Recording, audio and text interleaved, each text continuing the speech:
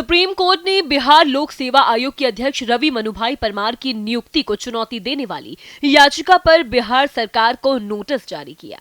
Justice PS Narasimha और justice Manoj Mishra की bench ने याचिकाकर्ता वकील ब्रजेश सिंह की दलीलों पर संज्ञान लिया, जिन्होंने परमार की नियुक्ति को कानूनी आधार पर चुनौती दी थी। लेकिन याचिकाकर्ता वकील ब्रजेश सिंह ने आखिर परमार की नियुक्ति रद्द करने की मांग क्यों की, इस पर हमारे संवाददाता गोपाल कृष्ण ने उनसे खास बातचीत की। बिहार लोक सेवा आयोग के चेयरमैन की नियुक्ति के खिलाफ दायर याचिका पर सुप्रीम कोर्ट ने बिहार सरकार और फिर बिहार लोक सेवा आयोग के चेयरमैन को नोटिस जारी कर जवाब मांगा है। साथ ही कोर्ट ने इस मामले में एमाइकस क्यूरी भी नियुक्त किया है। हमारे साथ याचिकाकर्ता ब्रजेश सिंह हैं, जो पेशे से वकील भी हैं। आइए इनसे बात करते हैं।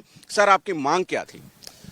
सर, मैंने उनकी, चूंकि जो मन्नू भाई परमार, जो वो रिस्पोंडेंट नंबर 2 है in capacity of private person, क्योंकि बिना उनके सुने तो सुप्रीम कोर्ट उनको निर्णय पास नहीं कर सकती।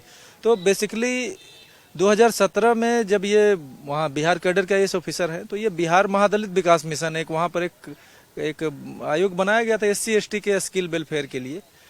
उसके अंदर 2017 में जब ये सीईओ थे वहां पर, तो इन्होंने एक ही काम के लिए 2 बार टेंडर जारी किया था। हालांकि ये घोटाला बड़ा था, लेकिन चूंकि एक ही जिले के संदर्भ में ये फैक्ट एंड फिगर आया, तो उसमें कुछ करोड़ रुपए का गबन का मामला था और बहुत ही गंभीर धारा में इनके ऊपर मुकदमा है। 420, 468, 471, 477 है फॉल्सिफिकेशन ऑफ अकाउंट। और हैरत की बात यह है कि इन्होंने ना अपने FIR को खारिज करने के लिए कोई पिटीशन लगाया है। चूंकि ये IAS ऑफिसर है, इसलिए इनके ऊपर जो मुकदमा चलाने का जो सैंक्शन है उसको स्टेट गवर्नमेंट ने या कॉम्पिटेंट गवर्नमेंट ने रिफ्यूज कर दिया था 2022 या 23 के आसपास। इनके साथ दो अन्य IAS ऑफिसर और भी थे जो सेवानिवृत्त हो चुके हैं। उनके ऊपर वो ट्रायल फेस कर रहे हैं कि उनके ऊपर केंद्र सरकार ने मंजूरी दे दी है। तो इन्हीं सब आलोक में 17 का ये मामला है और 15 मार्च 24 में ये अपॉइंट किए जा रहे हैं BPSC चेयरपर्सन। और इतने दिनों बाद क्यों आपने चुनौती दी?